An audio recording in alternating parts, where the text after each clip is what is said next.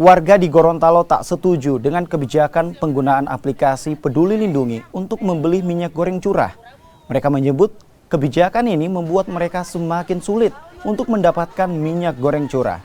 Selain warga, para pedagang juga mengaku tak mengetahui sistem penggunaan aplikasi Peduli Lindungi sebagai syarat transaksi. Apalagi sebagian mereka belum mendapatkan sosialisasi. Ribet sekali itu. Ya ini kan orangnya butuh hari-hari ini tuh minyak kelapa ini. Tapi kalau di aslinya mau pakai apa DP apa itu aplikasi yang itu artinya ribet lagi. Kata rasanya buru-buru mau beli mau pakai itu minyak. Belum tahu juga kira itunya bagaimana. Peduli Lindungi ini apa namanya, konsepnya bagaimana? Jadi belum ada sosialisasi ya? Belum ada sosialisasi. Tapi jika itu diterapkan gimana tanggapan hari? Belum tahu ininya kan, apa konsepnya seperti apa. Kalau sudah tahu konsepnya, orang baru kita kasih tanggapan.